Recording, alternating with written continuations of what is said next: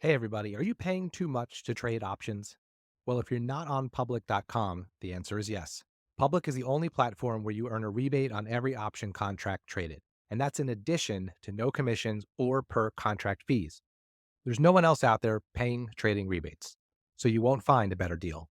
Bottom line is, if you're paying more than $0 to place an options trade, then you're paying too much. Switch to Public and start getting rebates on every single contract traded, only at public.com. Paid for by Public Investing. Options not suitable for all investors and carry significant risk. Full disclosures in podcast description. Hey, everybody. Welcome back to Investing Unscripted, where we ask and answer the hard questions about investing. I'm Jason Hall, joined by Jeff Santoro. Jeff is my good friend, and Jeff is here with me almost every show. He's also the voice of the people. Hey, buddy.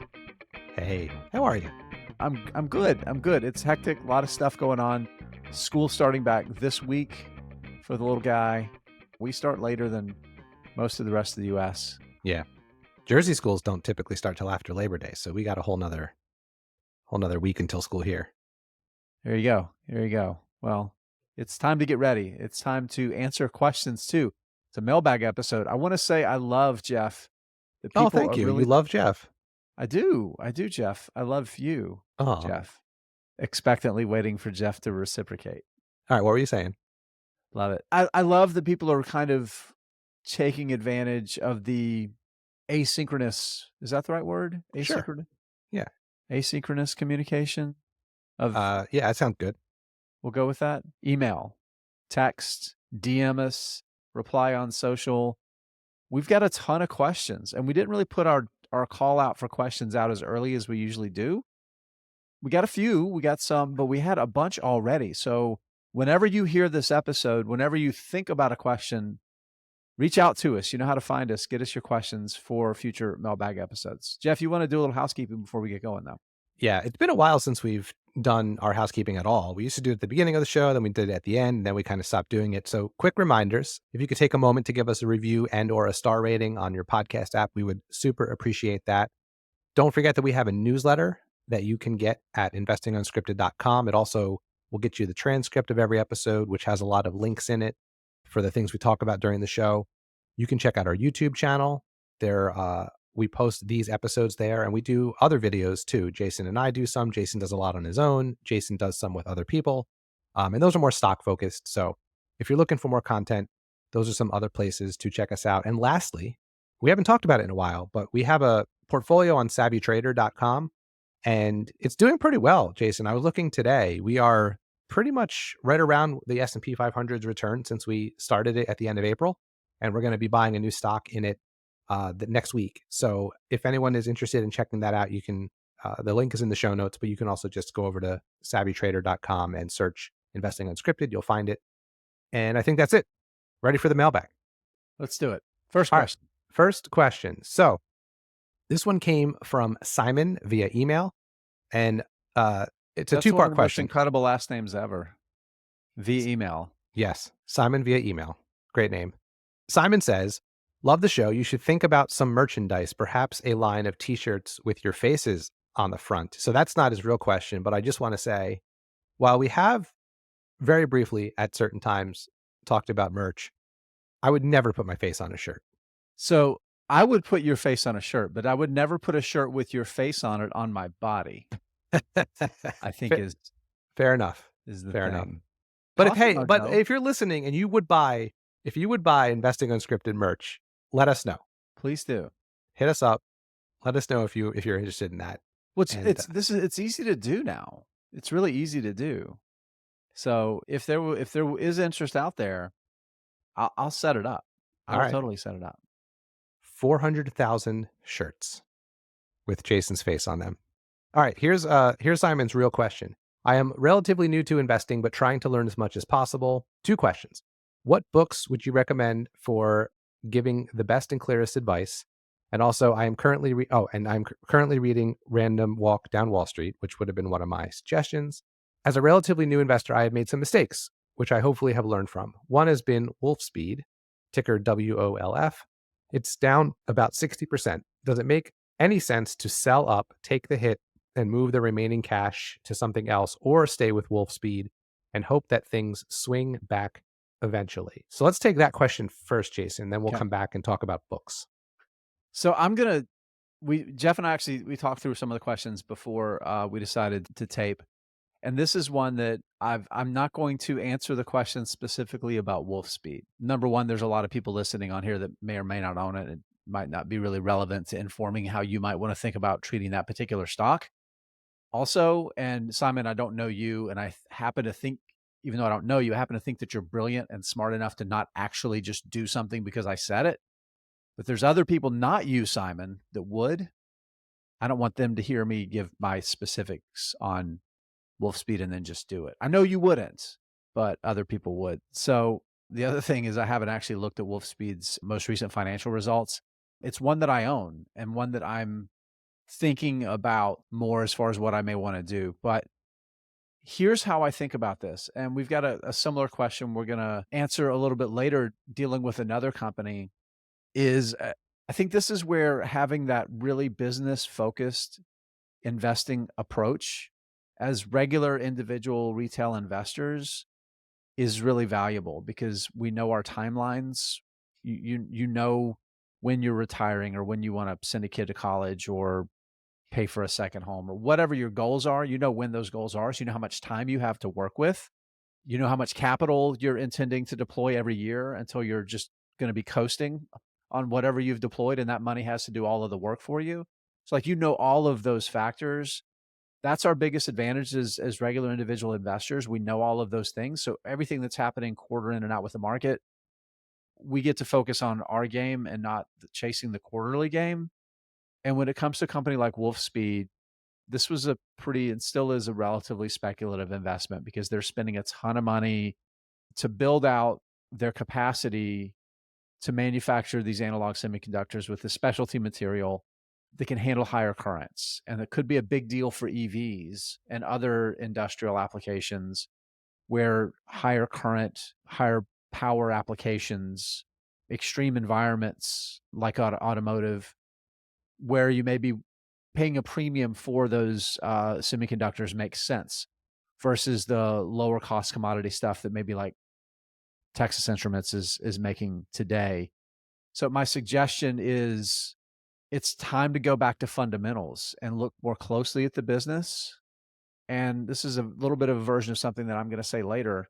It's the hardest thing to do, but maybe the most important thing to do is pressing reset on all of your price anchoring and your biases and your knowledge about the ride so far of owning Wolfspeed.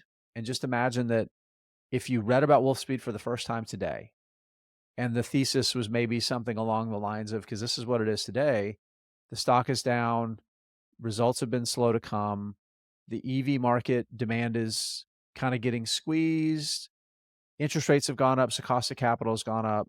Is this the low point before the market starts to take off over the next 5 years? If that rings true to you and you can objectively look at the business with fresh eyes and say, okay, I don't own this stock, I'm looking to deploy capital, does this meet like my threshold for an investable idea or not?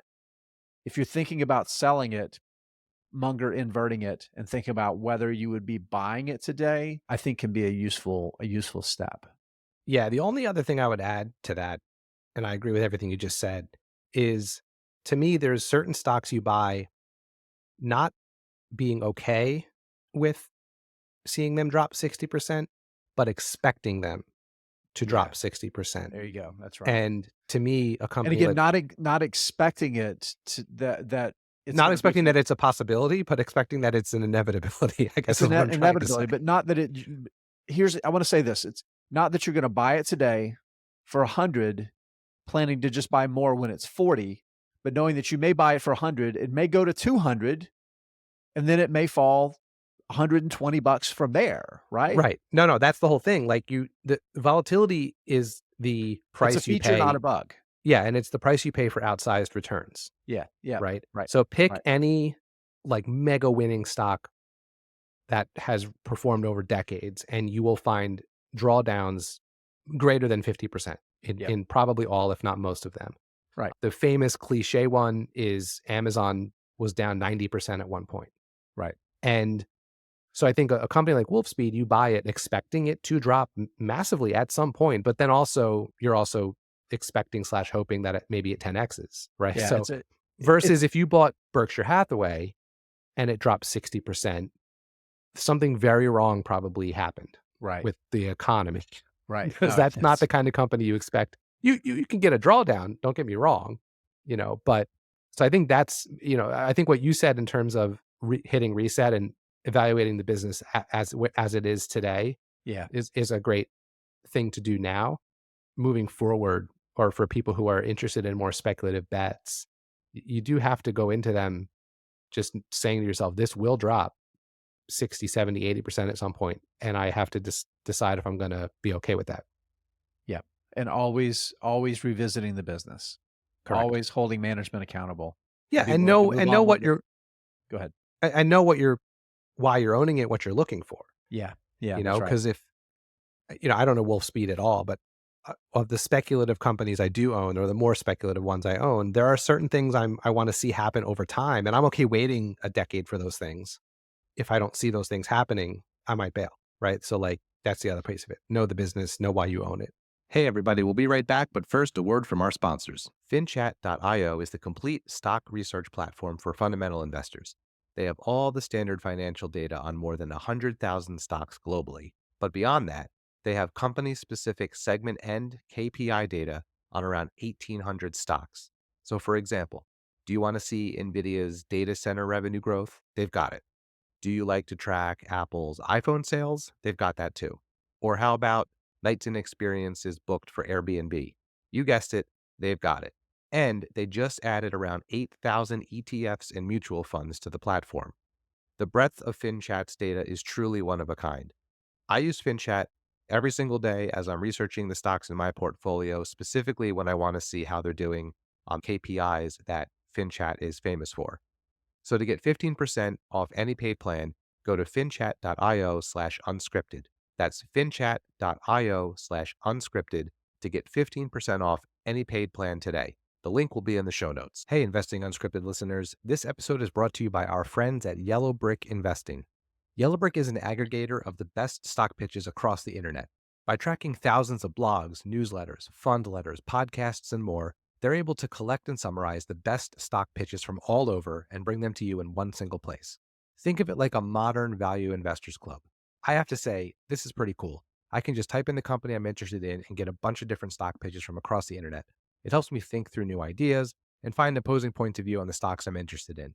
And the best part is, access to Yellowbrick is completely free. Try it for yourself. Simply go to joinyellowbrick.com and search a company or ticker you're interested in. You're bound to find a great report on just about any company. That's joinyellowbrick.com. Let's talk books. All right. Yeah. Let's go back to the book part. So the one that he mentioned in the email was Random Walk Down Wall Street, which is a great book, but maybe not my top choice. So here are ones that I have really enjoyed. I'm going back through my app here that tells me what I've read. So all of the Peter Lynch books, I think, are really great reads and good starting points. So Beating the Street, One Up on Wall Street. I liked One Up on Wall Street the Yeah. best. Got my copy of One Up Yep. on Wall Street. I'm holding it right here. If you're watching our YouTube video, you can see me holding it up. So I liked those better than Random Walk Down Wall Street. I think those are good places to start. Common Stocks and Uncommon Profits by Phil Fisher is pretty good. I really enjoyed, there was a book I found early on. It's by an author called Daniel Picaut. I don't know how, Pecaut, and it's called University of Berkshire Hathaway, 30 Years of Lessons Learned from Warren Buffett. And it's just, it goes through like every annual meeting and it gives a couple statistics, like how many people were there, where it was held, and then it kind of summarizes the big points of the meetings, and it just goes through all the decades. I thought that was really good. It was just really interesting to get a quick way to get insight from, Munger and Buffett. I don't know that those books really give clear advice necessarily, but I guess a little bit in the I Phil mean, Fisher there's books. useful tenets in there that I think that can Yeah. be helpful. So I will say this, and this is one that I love to pitch every chance that I get. Luann Lofton, who wrote it's actually one of my editors for some of the work that I do for the Motley Fool now, which is a really weird full circle thing. But the book is called Warren Buffett Invest Like a Girl and Why You Should Too. and why this book, the first time I read it, it's been over a decade ago now, Jeff, and it talks about temperament. And as much as like the Peter Lynch stuff is great, and I agree that it kind of helps ground some basic principles and try to demystify and like simplify successful investing approaches, it doesn't talk that much about temperament in ways that I think are useful. And Luann Lofton's book is so good because it talks about how Warren Buffett's, like, his mindset is so valuable, and he's so grounded and so patient in his decisions and is glacial when it comes to letting things play out and not rushing. And he tends to be more conservative and less of a risk taker. And I think that's a really important thing because he's an excellent example of how just making good investments and then letting time do the hard work can deliver extraordinary returns. So I think this is a really good, useful book for people. I think maybe the most important book that I've ever read about Buffett in terms of like resetting the way you think about investing success is Roger Lowenstein's book Mhm. called Buffett, because it's a lot about Buffett the man Yeah. and And not all the how great parts. no, all the parts. So how this is somebody that's so utterly devoted to business and investing, and then a lot of times to the detriment of maybe other aspects of his personal life. What do you really want? For me, that was just from us like, okay, what's my enough? You Yeah. know. Yeah, So I that's agree. a few. Yeah, one last one that we don't need to talk about much, but it's not really an advice book, but just super interesting, and it tails nicely off of the conversation of Wolf Speed, and that's Chip War by Chris Oh, great Miller. book. We Great both book. just read it in the last year, I think, and Yeah. it just goes into the semiconductor industry and how that's played out over the last 30, 40, 50 years. So that's another good one. All right. I have one more. I have Go to ahead. do. I have to do this one. So Morgan Housel's written the two books. The first one is The Psychology of Money, and his second book, Same as Ever, came out not all that long ago. I think it's better in terms of if you're thinking about kind of the advice aspect of it, because it talks about how same as ever. It's all there in the name, right? The human aspect of investing in finance. So I would actually suggest, if you haven't read either of Morgan's books, Same as Ever, I think is my favorite of the two. Yeah, those are both great books. All right. Next email is from Ian in Scotland. So the international listener here. Ian writes, really enjoying the podcast. Following on from your building a crash resistant portfolio episode, what are your thoughts on doubling up on companies from similar sectors? So for example, I currently own Visa and MasterCard, Airbnb and Booking Holdings, Elf Beauty and Ulta Beauty, Monster Beverage and Celsius. Each of these position pairings totals less than 5% of my portfolio, and I feel it's a bit of a hedge if the growthy upstart isn't the eventual winner. P.S. Enjoyed hearing that Jason was terrible with money in his 20s, as I was exactly the same. I'm sure you and Jason are not the only two people who are bad with money in their 20s. I think that's probably more common than not. So I really like this idea. He phrased it as doubling up on companies from similar sectors. For me, I immediately was thinking of like the basket approach of investing, Yeah. like Yeah. finding a theme that you think is a durable secular tailwind, but not necessarily choosing the winner. And these pairings are exactly what you would do, right? Visa, MasterCard, Airbnb and Booking, Elf and Ulta, Monster and Celsius. Those are the number one and number two big players that at least publicly traded in those respective spaces. I think that makes a lot of sense. I think I've At not times. Yeah, at times. Go yeah, at ahead. You times. first. You first.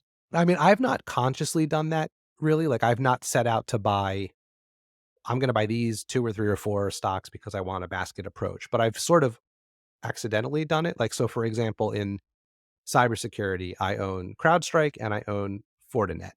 And Yeah. those are two companies I've followed for a couple of years now and know pretty well and think they both do a great job. So I've kind of unintentionally done the exact same thing. Now, there's a lot more cybersecurity companies out there, so that's Right.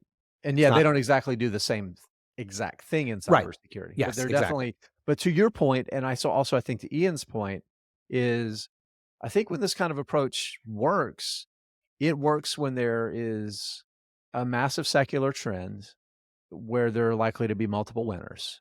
And I think cybersecurity is likely to prove that to be the case. Now, this is too short notice or too short term to really weigh it out, but like SentinelOne just went public back in 2021, July of 2021. So that was very close to the high watermark for cloud tech, Yeah. internet sort of stocks. We saw the drawdown after that. SentinelOne's, I think it was in July, IPO. It and CrowdStrike stock fell like 70%, and SentinelOne's fell 85% from their highs. But even in upside since then, again, since that IPO, CrowdStrike stock is up 6%. SentinelOne's is down 41%.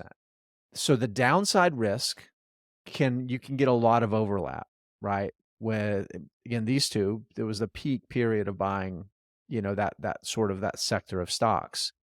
But you start stretching out timelines. And again, thinking about like some of those companies like Visa and MasterCard. Yeah, they're not a duopoly. It feels like they're a duopoly. And they're massive in North America and Europe, but you start getting into other places in the world, and there's other big payers. Discover is a massive business, and American Express is a massive business. So you think about payment networks, and those are closed loop payment networks. We think about the growth of the Venmos of the world, right? So definitely not like single winner sort of markets. But I think like beyond that, kind of the downside risk, I think we could look back at like the 3D printing industry is another one. We go back about a decade or so ago that you could have picked the two best in that category, and well, you got two really sucky companies.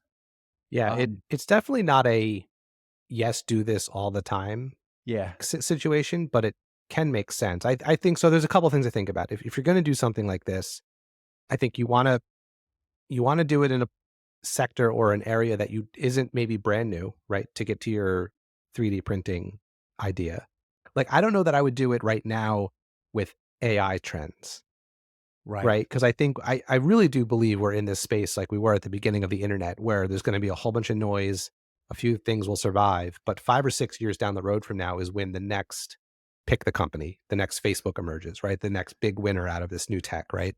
So I think maybe avoiding like brand new emerging tech, Right. because you're right. There's a chance that like everything goes to zero, so to speak.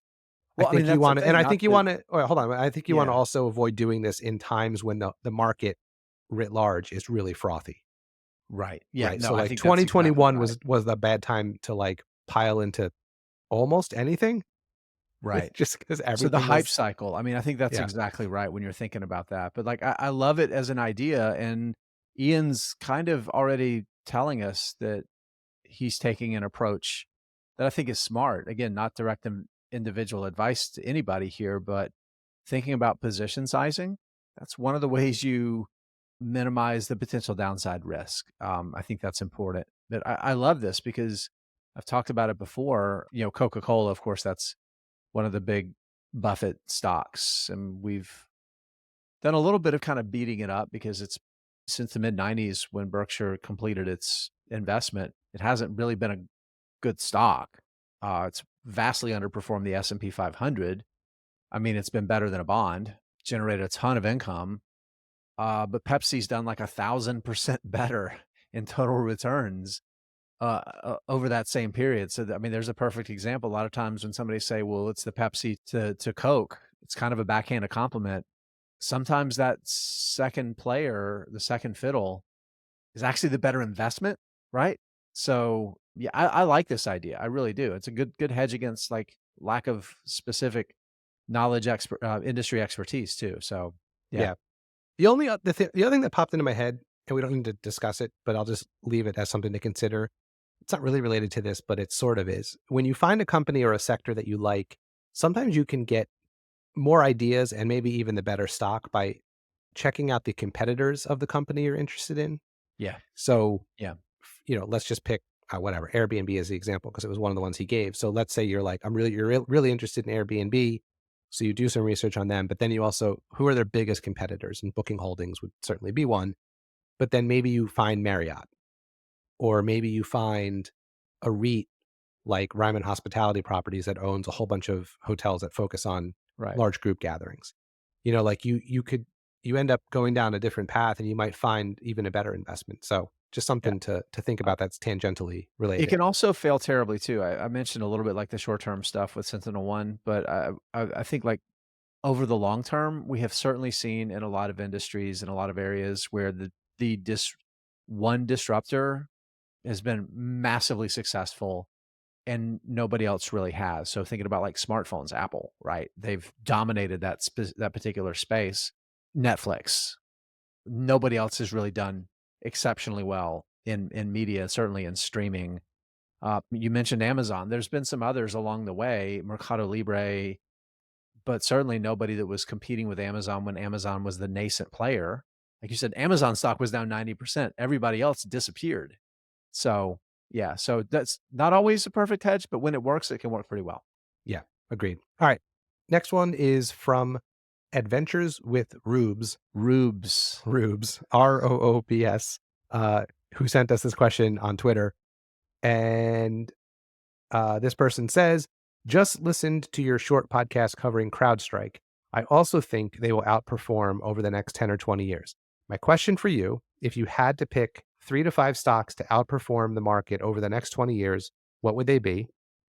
And then, second part, which Mag 7 stock do you think will underperform the others over that same time period? Interesting 2-part question here. Yeah, I like it. As I often do with these sorts of things, I'm not going to answer the question exactly. I'm going to give the answer that I want to. All right, I'll actually answer it, but go ahead. No, you won't. You're going to do the same thing I am.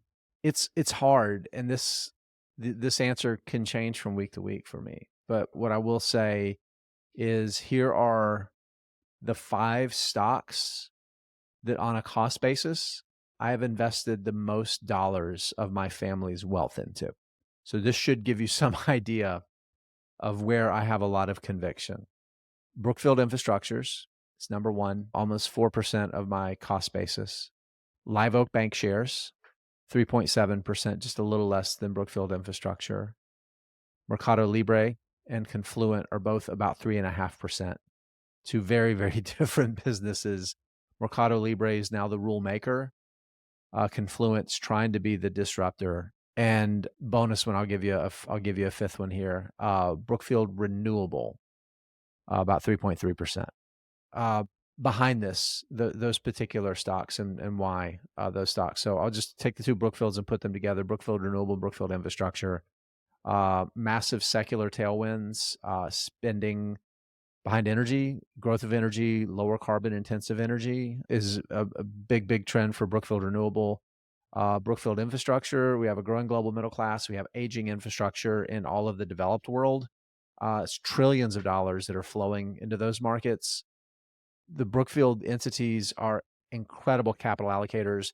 They're value shops. They are very disciplined buyers when they buy these assets. A lot of times they'll lay in wait until an industry goes into a downturn, and they have money when other people need money. And that's a really, really great position to be in when you want to deploy capital into assets that you can hold for decades and just wring the cash flows out of. So love that. Live Oak Bank shares is so well run, and they're smart about the way they're building out a business, focusing on different small business lines. It's paying off really well. It's not really much I can say about Mercado Libre, and I'll leave Confluent for other people at another time. Hey, everybody, we'll be right back, but first, a word from our sponsors. Earlier in the show, you heard us talk about investing platform public.com. That's where you can trade options with no commissions or per contract fees, and you get a rebate of up to 18 cents per contract traded. NerdWallet recently gave Public 5 out of 5 stars for options trading. If you want to see why, go to public.com and start getting a rebate of up to 18 cents per contract traded. Paid for by Public Investing. Options not suitable for all investors and carries significant risk. Full disclosures and podcast description, U.S. members only. Hey, Investing Unscripted listeners. My name is Brett, one of the hosts of the Chit Chat Stocks podcast. If you love Investing Unscripted, we think you will love listening to Chit Chat Stocks. On our show, we research individual stocks, interview investing experts, and, well, chit-chat about investing every week. From hot stocks such as NVIDIA and Celsius to hidden small-cap gems, we have something for every type of investor. Follow the Chit Chat Stocks podcast on YouTube, Spotify, or Apple Podcasts and level up your investing skills today. What about you, Jeff? So I sorted my portfolio by cost basis as well. But what's interesting, I haven't done this before.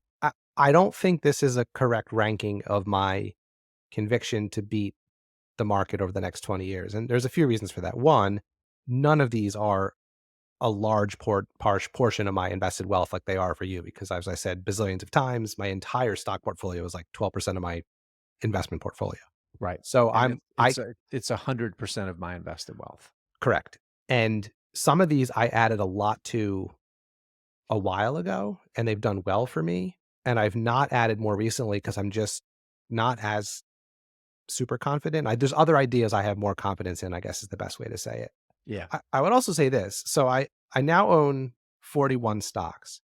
So if I'm being honest and fair with myself, with the exception of maybe the 5 to 7 that I'm either worried about or losing conviction in that I just haven't sold yet, I think all of these should beat the market over 20 years, Yeah. right? Like, or else why would Yeah. I own them? If I had closer to 100 positions and a lot of them were sort of tests, maybe less so. So anyway, here's my top 5, I'll say, not necessarily in order of cost basis, but they're sorted that way. So my biggest one actually is Mercado Libre, like you. So that's, and I do We talked believe, about that before. yeah, that's one I have a lot of conviction in. So that's correct. I actually have a pretty large position for me in Ryman Hospitality Properties, which Mhm. is, I mentioned it a second ago. It's a REIT that owns all of the Gaylord properties. So big hotels under glass bubbles that are like mini cities, and they cater to large group gatherings and conferences and things like that. They also own a whole bunch of entertainment stuff in Nashville, like the Grand Ole Opry and a bunch of bars on downtown. I have a lot of conviction in that company. My third is CrowdStrike, which I still think will be fine in the long run. It remains to be seen what the impact has been and will be from their glitch they had back in July. And then I would say Shopify. And then I have like Live Oak Bank shares also, and Fortinet are kind of tied for my last 2 here.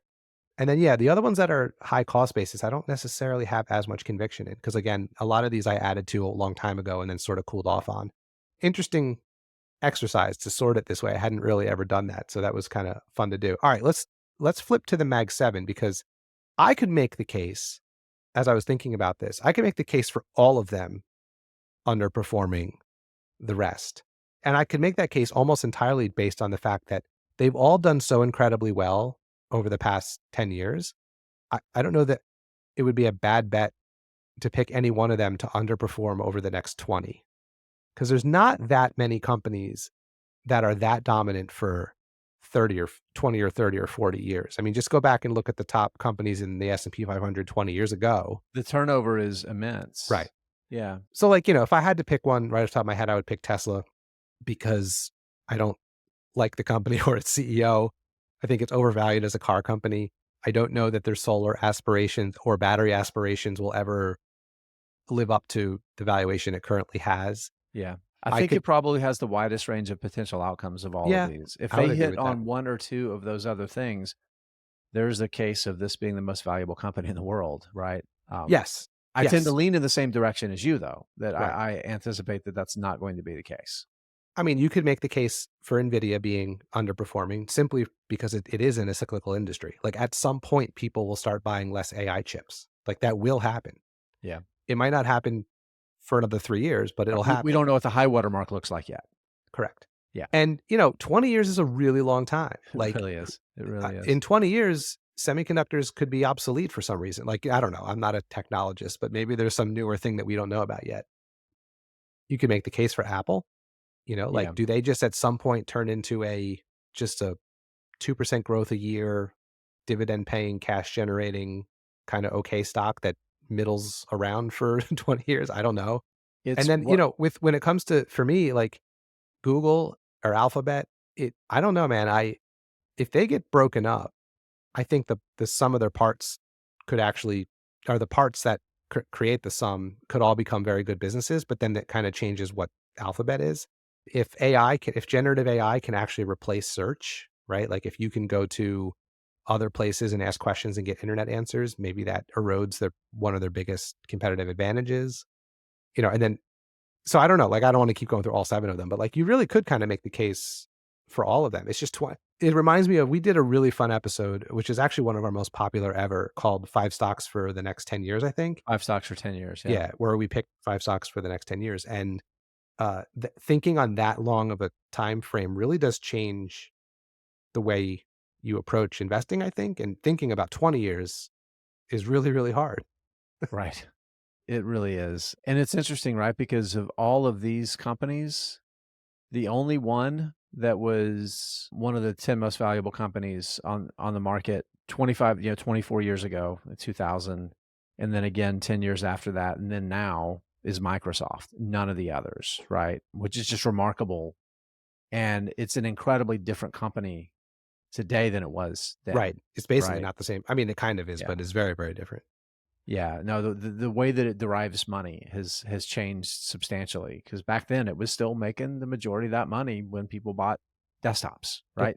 And the money rolled in with that Wintel duopoly, and that has changed substantially. And I want to say too, thinking about what Apple has done, I mean, I don't know if there is a parallel.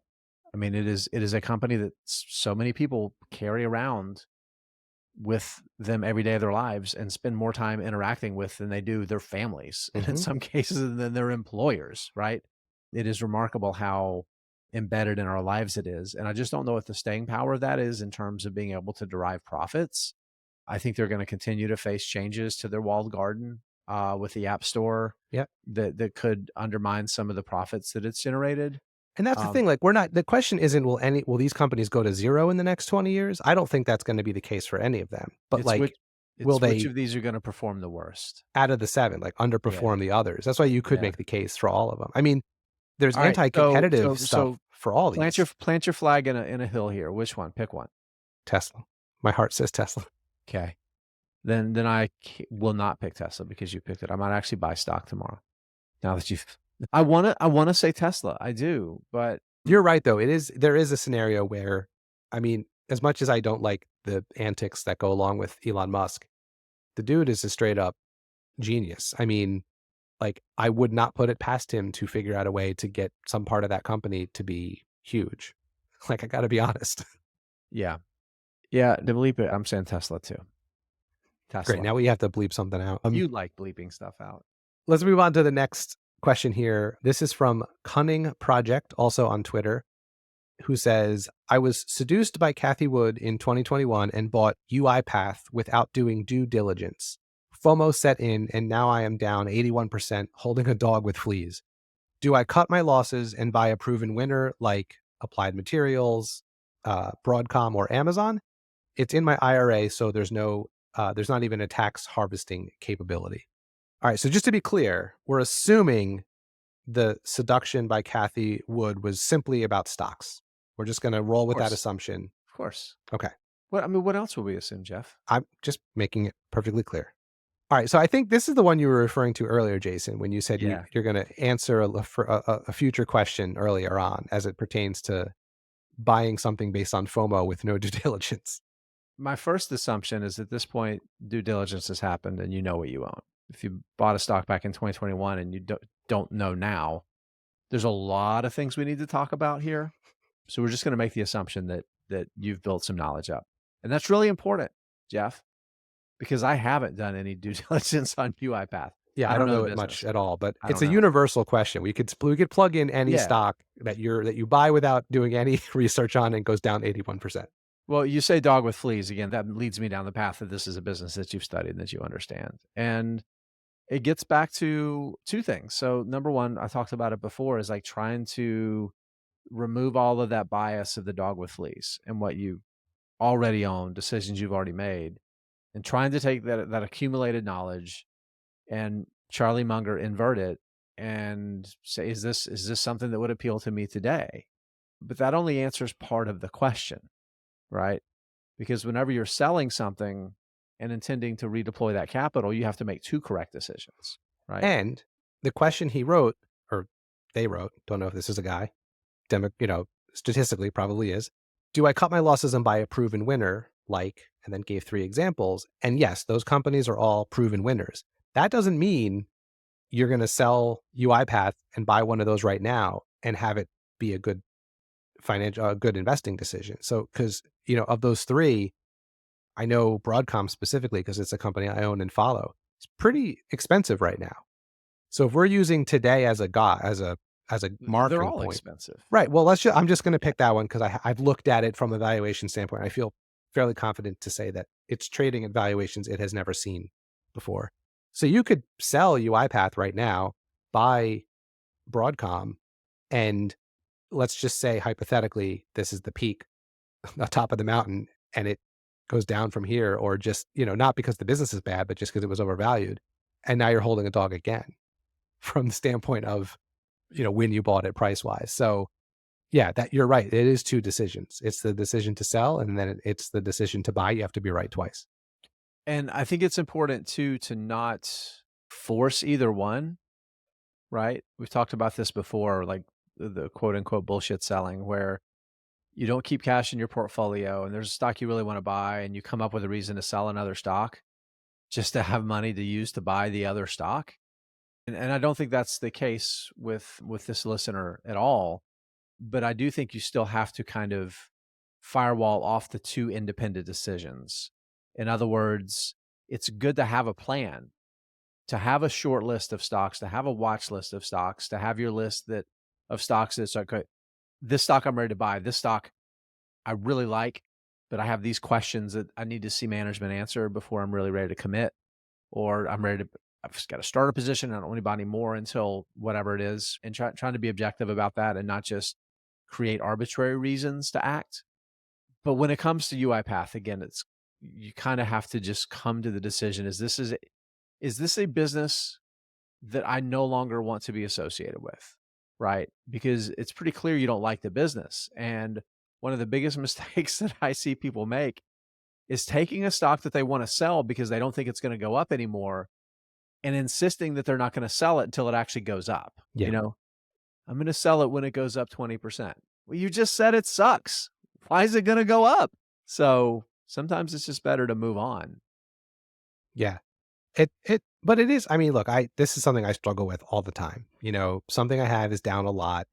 And, the math is it would take several 100% gain to get back to even, right? So that's the other thing. You have to know the math about this, right? Down When a stock falls 81%. by half, it has to double to go back to Right. where it was. But the flip side of that is, but if you buy more, right? Let's say you double your position and that part of it goes up a lot, you can catch back up to zero, so to speak, quicker.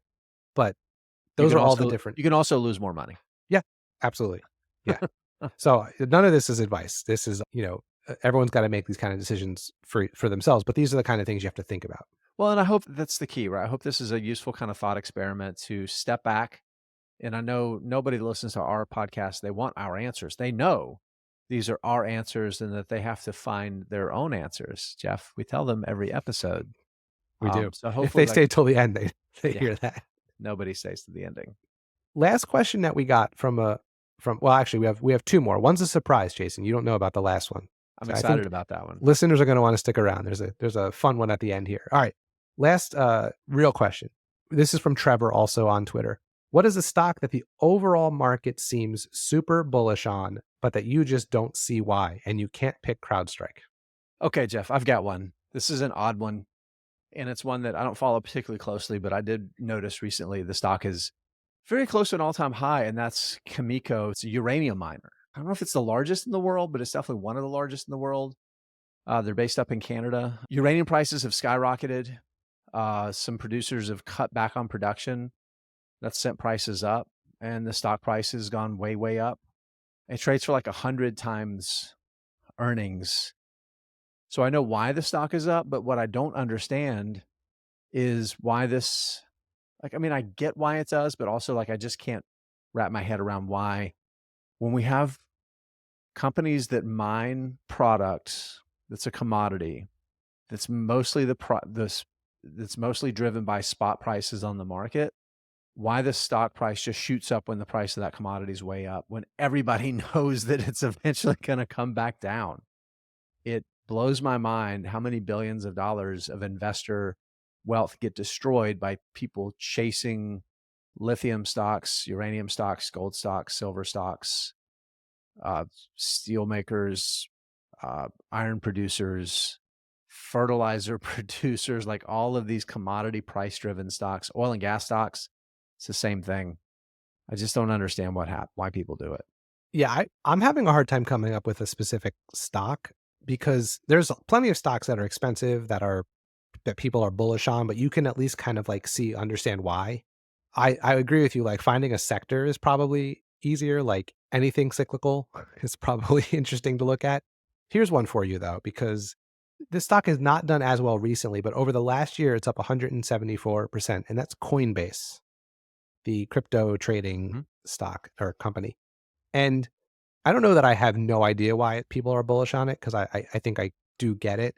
It's just one that I will never completely wrap my head around because I just feel like it's so dependent on vibes and something has proven, at least to me, to be very kind of fleeting, which is people's interest in trading cryptocurrency. It's almost like a cyclical. It is like you could take Coinbase's stock, and you could take Bitcoin's Kamiko's stock. Oh, okay. And you could track them against uranium prices and against Bitcoin prices, and it is like it's a direct correlation. Yeah. Like they chase each other. They really do. So, So the idea though with these is over the long term, you want to see that correlation happen in the short term, but over the long term, you hope the really, really high quality natural resources companies and materials companies, that the stock continues to move ever and ever higher. And a few of them, like Nucor is a big steel maker. That's one that's been a huge winner because they've been able to, over time, their earnings have been the long-term benchmark and it keeps pulling it away. But the volatility is commodity prices. Right. Because like when you look at Coinbase, like since its IPO, it's down 46%. Over the last year, it's up 174%. Year to date, 17. So like around the market return. But over the last 6 months, up 23%. So it's just like it depends when you get in and when you get out. So I think from that standpoint, folks, go to YouTube and check this out.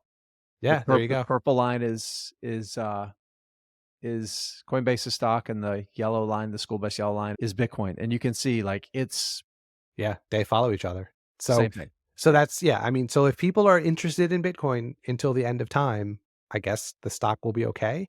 And what's weird about it is they're going to make money regardless because they make money on people trading. Yeah.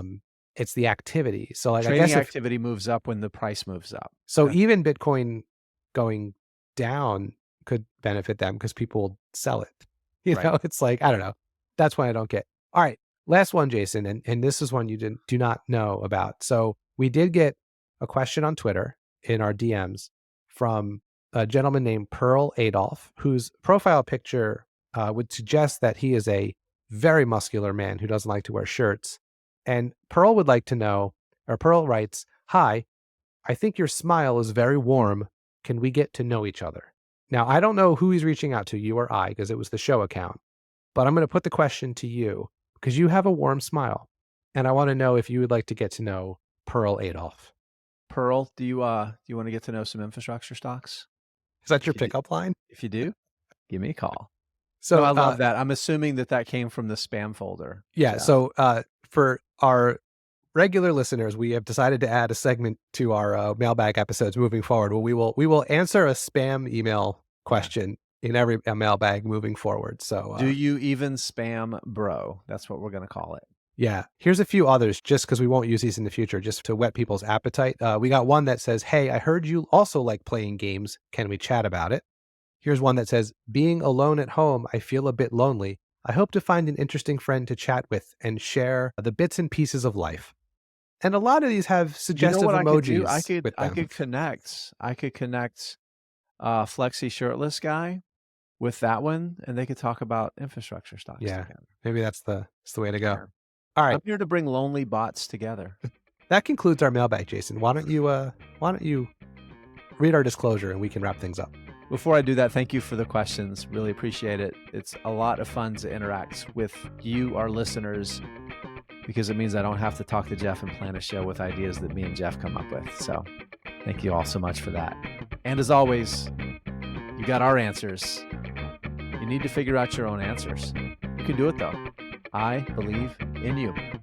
All right, Jeff, we'll see you next time. See you next time.